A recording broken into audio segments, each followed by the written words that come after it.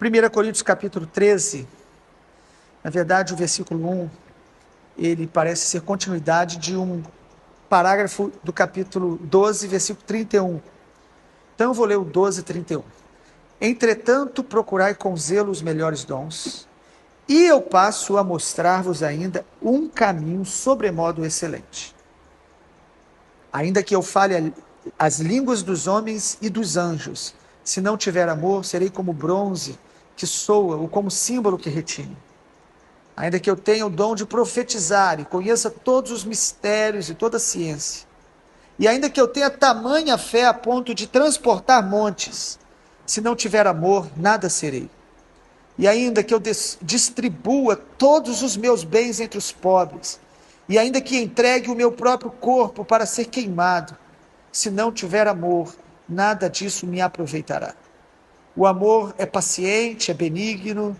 O amor não arde em ciúmes, não se ufana, não se ensoberbece, não se conduz inconvenientemente, não procura os seus interesses, não se exaspera, não se ressente do mal, não se alegra com a injustiça, não regozija-se com a verdade. Ou melhor, mais regozija-se com a verdade. Tudo sofre, tudo crê, tudo espera, tudo suporta. O amor jamais acaba, mas havendo profecias, desaparecerão. Havendo línguas, cessarão. Havendo ciência, passará. Porque em parte conhecemos e em parte profetizamos. Quando, porém, vier o que é perfeito, então o que é em parte será aniquilado. Quando eu era menino, falava como menino, sentia como menino, pensava como menino. Quando cheguei a ser homem, desisti das coisas próprias de menino, porque agora vemos como em espelho, obscuramente. Então veremos face a face. Agora conheço em parte. Então conhecerei como também sou conhecido. Agora, pois, permanecem a fé, a esperança e o amor. Estes três, porém, o maior destes é o amor. Louvado seja o nome do Senhor. Maturidade espiritual e a prática do amor. Seria esse o tema nosso do capítulo 13. Temos olhado para a carta do Espírito Santo para a igreja de Corinto através desta ótica da maturidade espiritual. E creio eu que o capítulo 13 é o ápice da revelação do Espírito Santo através da carta aos Coríntios.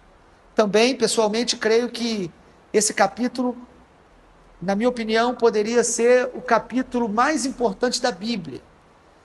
Justamente por se tratar e o Espírito Santo trazer revelações acerca do que Jesus diz que é o maior dos mandamentos, cumprindo ele, cumprindo todos os demais. Amar a Deus acima de todas as coisas e ao próximo como a nós mesmos. É importante entender que a palavra amor que aparece aí não é o amor de um homem para com uma mulher. Na língua grega, a língua que o Novo Testamento foi escrito, há várias palavras para amor. A palavra amor de amigos, a palavra philos, a palavra de amor de um homem por uma mulher, a palavra tem a ver com o eros, mas a palavra que está nesse texto é a palavra ágape. É o amor que tem origem em Deus, é o amor entrega, é o amor doação, é o amor pleno, verdadeiro. Que o Senhor está falando através do apóstolo Paulo é que uma igreja madura, ela vai revelar a sua maturidade com a maior evidência sendo o amor. O amor é a maior evidência de maturidade espiritual de uma pessoa. É a maior marca de que uma pessoa está cheia do Espírito Santo. O amor ágape, o amor de Deus. Esse amor é um amor que não temos inerente, não é humano. Ele vem de Deus. Ele é fruto de conhecer a Deus. 1 João 4, versículo 7. A Bíblia diz lá em 1 João 4, 7. Amados, amemos uns aos outros, porque o amor vem de Deus. E todo aquele que ama é nascido de Deus, conhece a Deus, porque Deus é amor. É o amor que vem de uma intimidade com Deus, ou seja, nós não amamos com este amor. Deus é quem ama com este amor. E quanto mais intimidade com Deus, conhecimento verdadeiro de Deus, mais Deus vai amar através de nós as pessoas que estiverem perto e longe. Deus vai nos ensinar a amar com o seu amor. Ele vem de Deus, é fruto de conhecer a Deus, e ele se manifesta na nossa vida à medida que nós decidimos nos sujeitar. O nosso papel é decidir se sujeitar ao amor de Deus, se sujeitar à verdade de Deus, ao ser de Deus, à natureza de Deus, porque o amor não é apenas algo que Deus tem. Sobretudo a Bíblia diz que o amor é a essência de Deus. Ele não tem amor, mas ele é amor. É a natureza plena de Deus se revela através do amor. Ele ama a todos, ele ama eternamente, ele ama incondicionalmente, ele ama constantemente. O amor de Deus não tem variação. Ele pode se entristecer, ele se entristece conosco, ele se ira, mas o amor dele é eterno, não muda, é incondicional. Então, após Paulo, pelo Espírito Santo, falar da importância dos dons espirituais, o apóstolo Paulo, guiado pelo Espírito Santo, ele parece que dá uma pausa absurda entre dois capítulos falando dos dons, que o capítulo 14 também vai falar. Ele fala do amor, da essência. E parece que todos os textos bíblicos que falam de dons, Coríntios, Efésios, 1 Pedro e Romanos capítulo 12, parece que todos eles, você olhando bem no contexto, fala do amor. Por que isso? Por algumas razões. Porque o amor precisa ser o fundamento de tudo que a igreja faz, de todos os dons que nós exercemos. Tudo que fazemos, se a motivação não for o amor de Deus, por Deus e para a glória de Deus, parece biblicamente que isso é contaminado, é reprovado, é anulado, é desprezado por Deus. A motivação é tão importante quanto o que fazemos, quanto o que nós praticamos. O motivo maior tem que ser o amor por Deus, o amor de Deus, o amor de Deus pelas pessoas. E aí nós percebemos, 1 Coríntios 13, primeiro, que os dons não substituem o amor. Paulo começa pelo Espírito Santo dizendo: ainda que eu fale língua de homens, de anjos, ainda que eu tenha o dom de profetizar, conheça todos os mistérios, e aí tem a tamanha fé. Ou seja, ele fala aqui sobre uma capacitação de Deus até, dons espirituais. Ele diz, isso não substitui o amor é insubstituível. Uma pessoa pode, pela fé, começar a experimentar o poder de Deus, ser usado por Deus, mas perder a essência do amor, perder a pureza do amor, perder a motivação do amor. E Paulo, pelo Espírito Santo, está dizendo para uma igreja cheia de dons, a maturidade espiritual vai te levar a valorizar o que é essencial. O amor de Deus precisa estar por trás de todas as suas decisões, atitudes, renúncias, obediência. Até a obediência deve ser por amor. Porque nós podemos obedecer sem amar. Podemos. Por isso a Bíblia fala que nós precisamos amar o Senhor acima de todas as coisas. Eu posso obedecer sem amar. Agora o amor me faz me sujeitar com alegria à vontade de Deus, aos mandamentos de Deus. Então os dons não substituem o amor. Os dons precisam ser exercidos e conduzidos pelo amor, senão eu começo a me envaidecer, me orgulhar e até usar os meus dons para, de alguma maneira, sobressair, aparecer mais, competir, oprimir. Eu posso usar do meu conhecimento como uma arma destrutiva e autodestrutiva, usar o que eu sei para resistir ao Espírito Santo. Usar o raciocínio lógico para poder criticar pessoas, difamar outros e usar até o que Deus já fez na minha vida. Amado, o amor é que nos purifica, nos santifica para vivermos uma vida plena como corpo de Cristo. Precisamos entender claramente, esse texto é muito mal usado. As pessoas usam ele no casamento, usam ele no velório, usam ele para falar de amigos. Mas esse texto está falando claramente sobre estar cheio do amor de Deus para viver como igreja, família de Deus, praticar o amor no nosso contexto de família espiritual, amor por Deus, e exalar esse amor como testemunho para que as pessoas que não conhecem a Jesus vejam Jesus em nós. E a única maneira bíblica das pessoas verem Jesus é ver na igreja o amor de Jesus. Jesus falou: nisso vocês serão conhecidos como discípulos, se amarem uns aos outros. É a única maneira. Podemos pregar bem, ter boas programações, boa música. Se não tiver amor, nada disso tem proveito algum.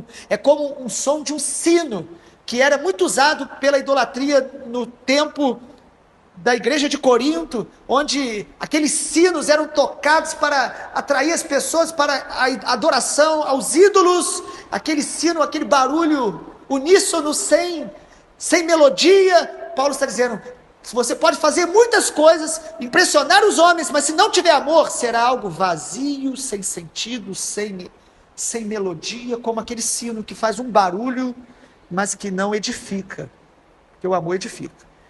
Segundo lugar, além do amor não substituir, ou melhor, os dons não substituírem o amor, segundo lugar, o amor é fruto do Espírito. Esse amor aqui, então, não é um dom. Pessoas confundem dizendo: não, o dom mais importante é o dom do amor. Inclusive, em algumas Bíblias vem aí no subtítulo: o amor é o dom supremo. Mas é equívoco, porque o amor não é um dom, o amor é fruto do Espírito. Gálatas capítulo 5 fala: o fruto do Espírito é, primeiro que aparece, amor. E parece que os demais são consequência disso: paz, alegria, bondade, mansidão, domínio próprio. Se nós mergulharmos, nos sujeitar a esse amor de Deus, buscar realmente conhecer a Deus como Ele é, ser confrontado pela luz, pela verdade de Deus, expor o nosso coração aquilo que não é agradável a Deus, o amor de Deus vai nos transformando, nos moldando, nos lapidando, e aí sim brota o fruto do Espírito. O amor é fruto do Espírito. Gálatas 5, 22, depois os irmãos podem conferir. Em terceiro lugar, o amor é refletir o caráter de Jesus. Se pudéssemos substituir uma palavra aqui por amor em 1 Coríntios 13, e toda a Bíblia, é só a gente ler dizendo: ainda que eu fale a língua dos homens e dos anjos, se eu não for como Jesus, serei como bronze. Ainda que eu tenha dom de profetizar e conheça os mistérios de Deus, da ciência, ainda que eu tenha fé tamanha, se eu não for como Jesus, o versículo 4 diz: o amor é paciente, ou seja, se eu for como Jesus, eu serei assim, paciente, benigno. Amar é ser igual a Jesus, é reagir como Jesus reagiria, é agir como Jesus agiria, é falar como Jesus falaria. Amar é imitar Jesus. Permanecer nele, João capítulo 15, aquele que permanecer em mim, minhas palavras permanecerem nele, é permanecer em Jesus. Em quarto lugar, o amor nos faz deixar as coisas de menino. O amor sempre vai nos fazer deixar coisas para trás, coisas de menino. Paulo, no capítulo 13, inspirado pelo Espírito Santo, ele diz no versículo 11: quando eu era menino, eu falava, sentia, pensava como menino. Mas cheguei a ser homem e desisti das coisas próprias de mim. Comparando o que o processo do amor faz no coração da igreja, do discípulo de Jesus, Paulo diz: olha, quando nós éramos meninos, tínhamos pensamentos, sentimentos e palavras próprias daquela idade. O amor nos faz deixar coisas de meninos, deixar nossas imaturidades, as nossas carnalidades, deixar aquilo que não agrada a Deus, deixar aquelas coisas que nós repetimos, que nós aprendemos, às vezes na nossa família, às vezes com a convivência com outros. Às vezes nós aprendemos a ser maliciosos, maldosos, reservados, nos relacionamentos, ao invés de ser movidos pelo amor, ser movido por estratégias, por jogos de controle, de domínio, de manipulação, de engano.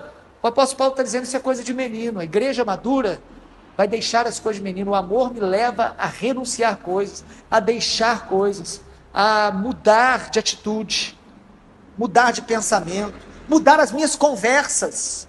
O amor de Deus, quanto mais eu sou cheio desse amor, mais eu vou mudar o que eu tenho conversado, a maneira que eu falo das pessoas, com as pessoas, vai mudar, porque eu vou falar banhado pelo amor de Deus, encharcado pelo amor de Deus. Não tem como eu falar, agora eu estou amando, mas agora eu estou no momento onde eu vou falar tudo o que eu penso, eu estou aqui entre amigos, ou estou aqui no lugar que ninguém vai saber. É falta de amor. O amor vai me fazer mudar de atitudes.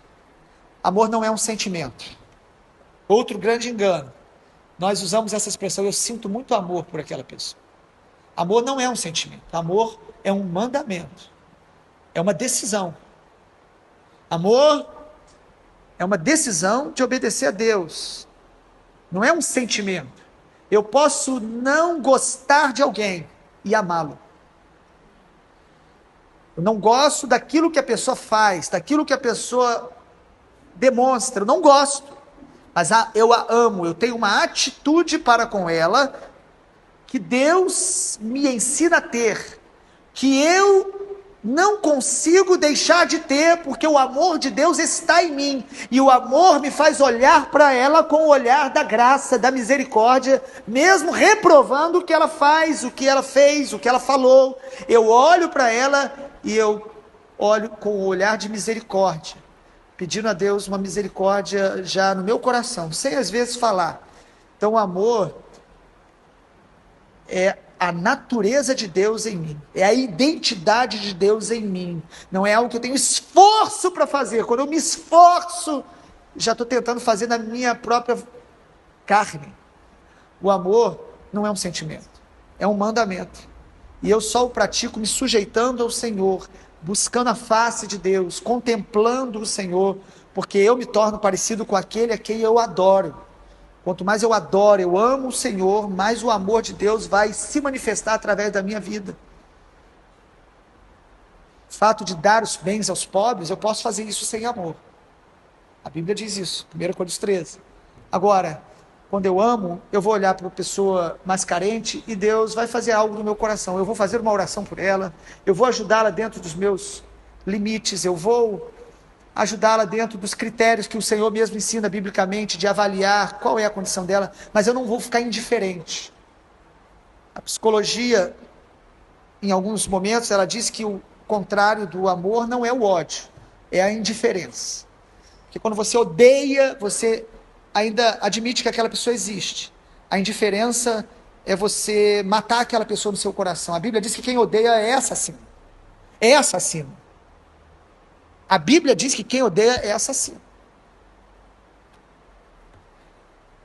Ou seja, você e eu podemos matar pessoas no coração.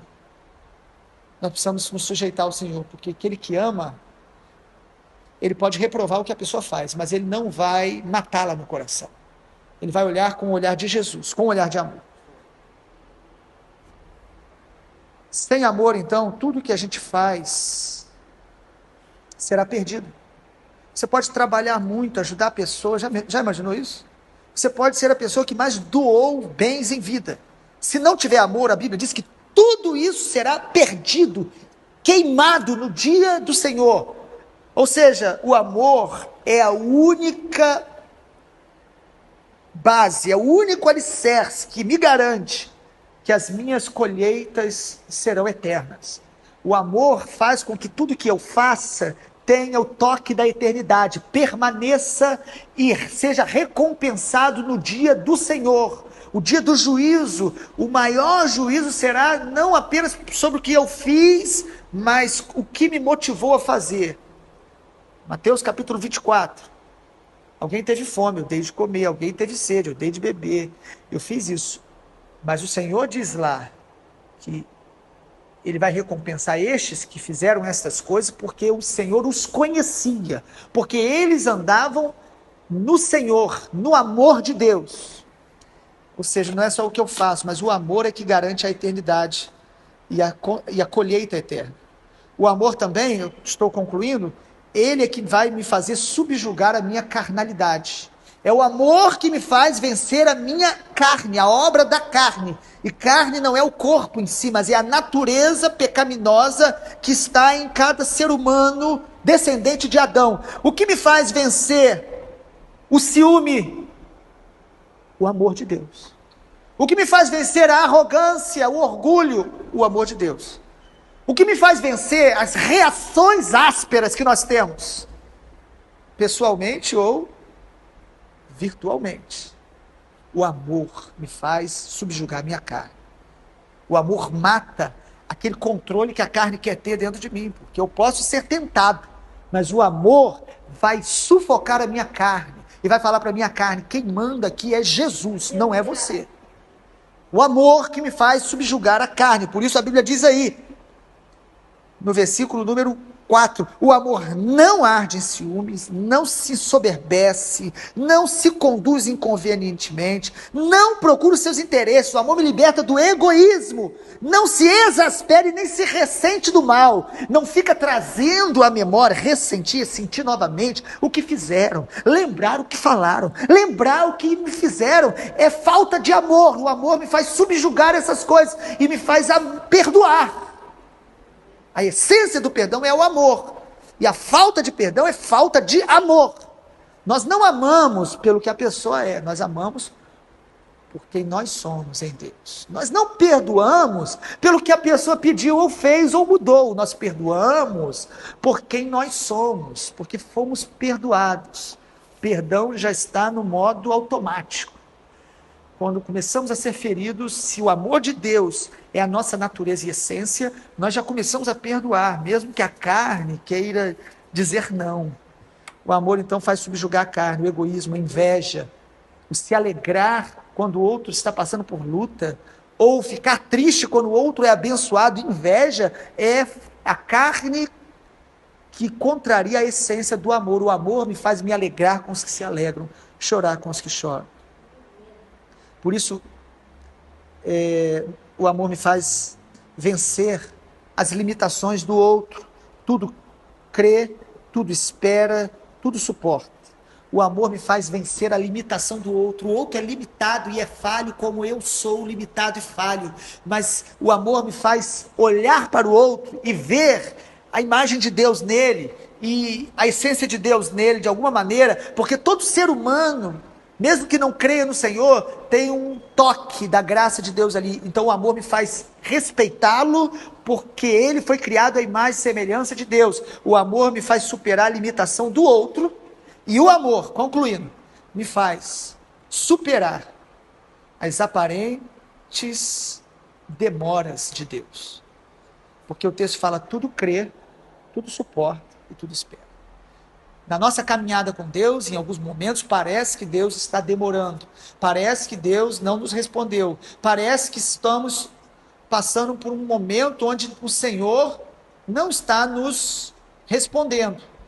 Mas isso é a carne que fala. Quando eu amo o Senhor, eu vou crer, eu vou esperar, eu vou suportar. Porque o amor de Deus me fortalece, o amor de Deus me envolve, o amor de Deus me respalda de tal maneira que eu posso crer, esperar, confiar, porque eu sei que o Senhor, Ele me ama.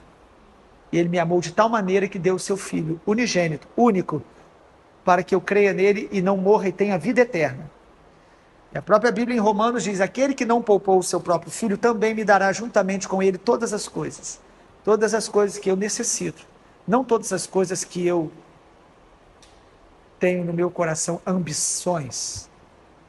E lá em 1 João 3,16, porque nós conhecemos João 3,16.